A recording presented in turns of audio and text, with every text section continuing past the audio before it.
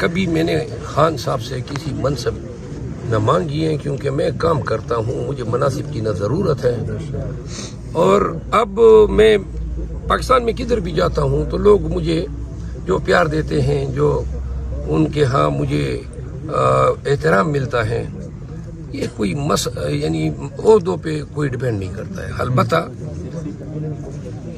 خان صاحب جو ہیں، شاید پی ٹی آئی کو اگر ہم اپوزیشن میں جاتے ہیں تو میں تو ایسی اپوزیشن ہوں گا ہی نہیں جو ممی ڈیڈی اپوزیشن ہو۔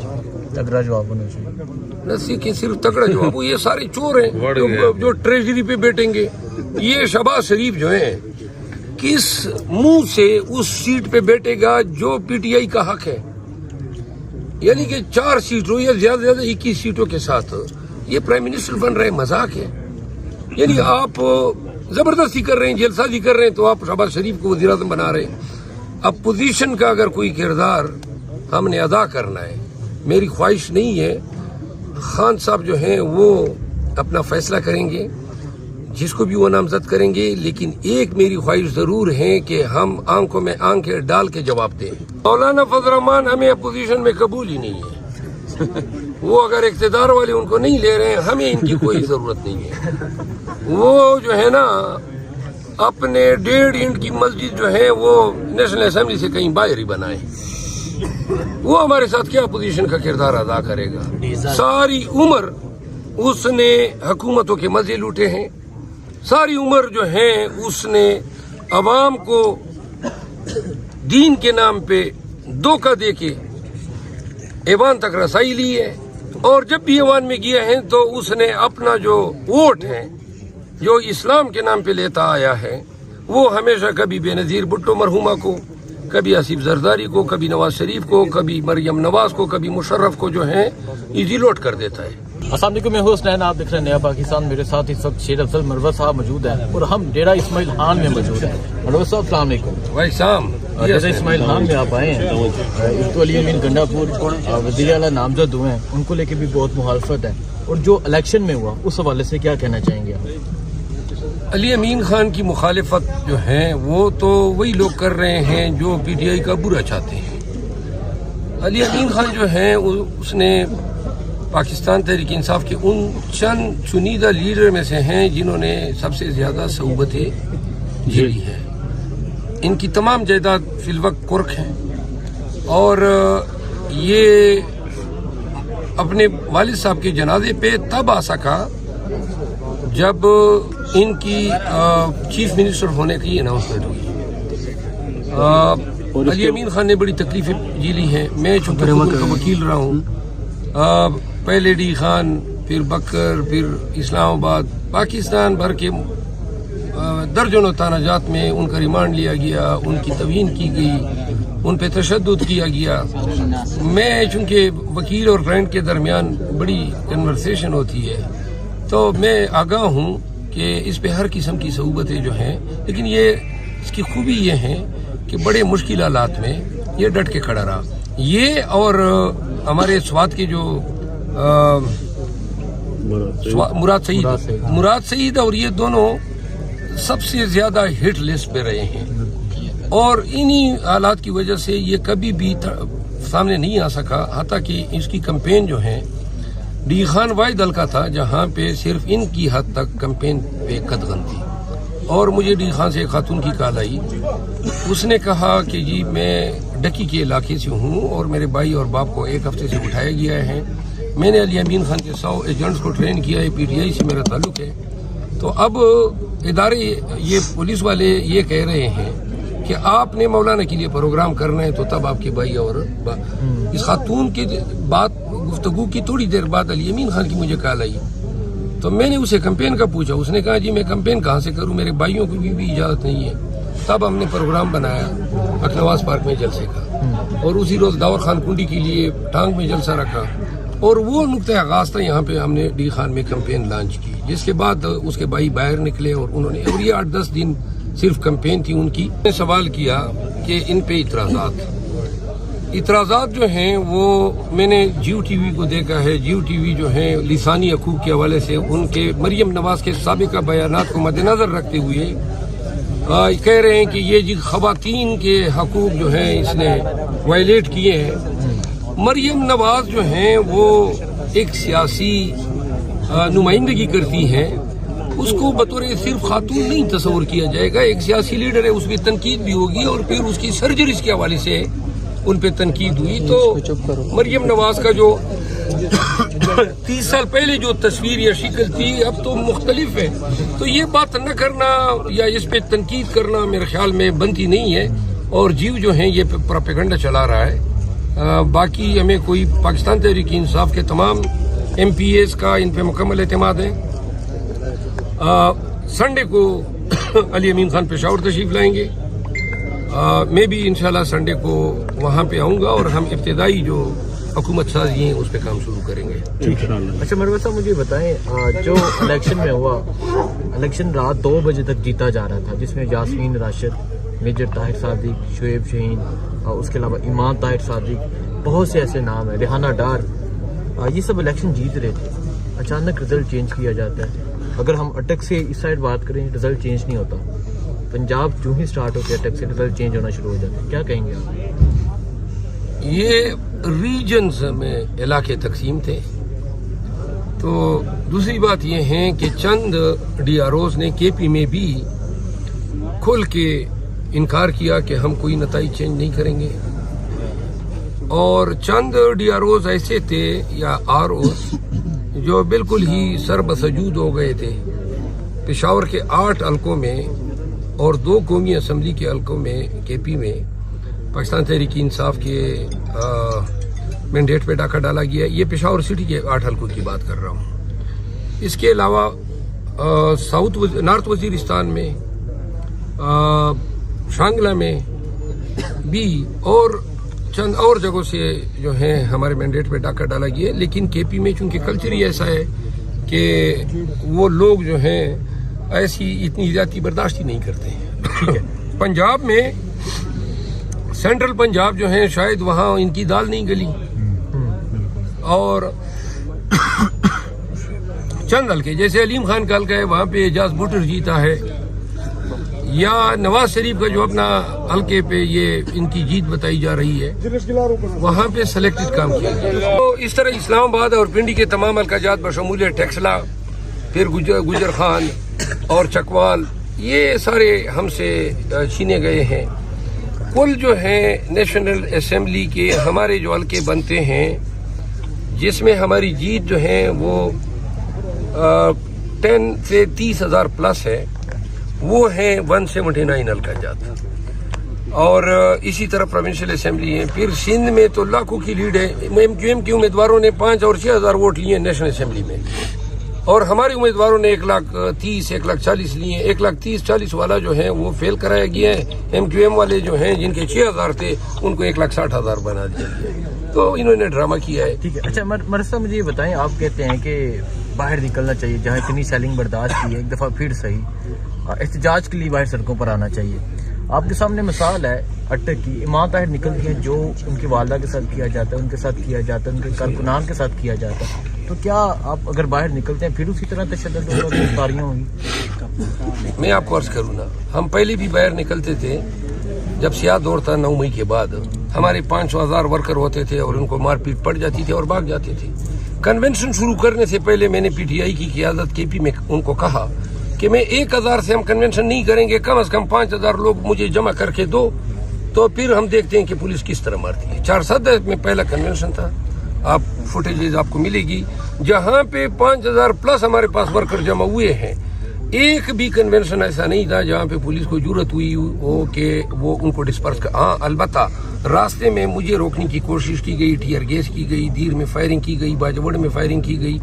وہ ابھی گزشتہ دنوں میں جب ٹانگ جا رہا تھا تو ٹانگ میں میری جو ریلی تھی لکی مروت سے، ہم فیضو سے جا رہے تھے ٹانگ، تو آدھی جو ہماری ریلی نکل گئی تو آدھی پہ انہوں نے ٹیئر گیس شروع کر دی۔ یہ ڈپینڈ کرتا ہے کہ جمعیت آپ کے پاس آپ کے ساتھ کتنی ہے، زیادہ لوگ ہیں، اور پھر لوگ یہ بھی دیکھتے ہیں کہ لیڈرشپ بھی ہے کہ نہیں ہے۔ میں یہ سمجھتا ہوں اٹک میں یا ایلس ویئر لیڈرشپ پلس زیادہ تعداد۔ اب لکی میں میرا اپنا نتیجہ انہوں نے ڈیلے کیا, نہیں دے رہے تھے. صبح اطلاعات آئی, ریومرز آئی کہ جی وہ تو تیسرے نمبر والے کو جتوا رہے ہیں. تو 8-10 ہزار میرے حجرے میں تھے لوگ. اور پھر ہمارے یہاں کلچر ہے, یہ لوگ کلاشن کوف تو بغل میں مطلب پہنے ہوئے ہوتے ہیں, پھرتے ہیں. تو اب دیکھ آئے. تو وہ ہم جب ادھر پہنچے تو میں نے کال دے دی کہ پورا ضلع آئے. تو پھر تو ساری سر تھے اور اسلحہ ہی اسلحہ تھا. پھر نتیجہ بھی آ گیا. ریا رو صاحب ہمارے بڑے فیئر ہیں اور میں ان کا شکر گزار ہوں, اس نے کوئی ٹیمپرنگ الاؤ نہیں کی. ٹھیک ہے. اچھا مروہ صاحب, حکومت بنانے جا رہے ہیں, اپوزیشن میں بیٹھنے جا رہے ہیں؟ دیکھیں, بڑا آسان سا جواب ہے. خان صاحب کہتے ہیں کہ میرا ایم یا میرا کاز حکومت کرنا نہیں ہے. وہ تو ان کی تو جنگ ہی حقیقی آزادی کی ہے. تو یہ کون سی حقیقی آزادی ہوگی کہ ہم ان حالات میں حکومت لیں جہاں پہ ہم دیکھ رہے ہیں کہ ہمارے مینڈیٹ پہ انہوں نے ڈاکہ ڈالا ہے, اور ہم اپنے مینڈیٹ پہ کمپرومائز کریں اور کسی کے ساتھ مل کے حکومت بنائیں. یہ میرے خیال میں خان کی کاز نہیں ہے, اور خان شاید یہ نہیں ہونے دے گا. ہمارے لیے دیکھیے $28 بلین ہم نے دینے ہیں لونز بیک واپس کرنے, اور وہ 3.5 مہینوں میں دینے ہیں. 1 بلین سے بھی کم ہمارے پاس ریزرو ہے. $1 بلین سے کوئی بندوبست نہیں ہے. ریمیٹنسز ہمارے پاس آتے تھے, اور خان کے دور میں 19 سے یہ $12 بلین سے بڑھ کے $31 بلین تک ہو گئے تھے. اوورسیز پاکستانی اس نے پیغام دے دیا ہے کہ ہم نے کوئی ریمیٹنسز نہیں دیں گے. سب سے پہلا ورکنگ ڈے تھا الیکشن کے بعد سوموار کا, یہ جو ابھی گزرا ہے. اس دن سٹاک ایکسچینج نے ریئیکٹ کیا. 1878 پوائنٹ سٹاک ایکسچینج گری ہے, پھر کل پھر گری ہے. آج میں نے ابھی خبریں پڑھی نہیں ہیں, لیکن جو ٹرینڈ بلش جا رہا ہے تو یہ مزید ریسیشن پہ ہوگا. ہمیں اور پی ٹی آئی کو اور پاکستانیوں کو آزادی سے, بنیادی حقوق سے محروم کرنے کا یہ پلان کا آرکیٹیکٹ جو ہیں وہ جو بائیڈن کی انتظامیہ ہے. اور جو بائیڈن کی وجہ سے اتنی جرت یہاں پاکستان میں حکام کو ہوئی یا پولیس کو ہوئی کہ وہ لوگوں کو بلا دریغ مارے پیٹے. پارلیمنٹیرینز کو اٹھایا, ان کی توہین کی گئی, ان کو مارا پیٹا گیا تاکہ وہ اپنی سیاسی اوپینین تبدیل کریں. اب جو بائیڈن کے ان اقدامات کے نتیجے میں پاکستان کی تاریخ میں سب سے بڑی ریگنگ کی وجہ سے امریکن میڈیا خود چلا اٹھا ہے, اور اس کا فال بیک پڑا ہے. جو بائیڈن کی سیاست پہ اس کا فائدہ ملا ہے جو ان کے حریف ہیں ٹرمپ کو. اور ہم یہ پریڈکٹ کر رہے ہیں کہ اگر جو بائیڈن کو ہار ہوتی ہے تو ان کے سائفر سے جو سٹوری شروع ہوئی تھی اور جو آج تک جاری ہے, یہ اس میں بڑا کلیدی کردار ادا کرے گی. ٹھیک ہے. اچھا مجھے یہ بتا دیں, اپوزیشن لیڈر, آپ کا اشارہ یہ ہے کہ ہم اپوزیشن میں بیٹھیں گے. اپوزیشن لیڈر کی بات کی جا رہی ہے. عمران ریاض خان نے, صدیق جان نے, اور سوشل میڈیا پہ کہا جا رہا ہے کہ آپ اپوزیشن لیڈر آ رہے ہیں. دیکھیں,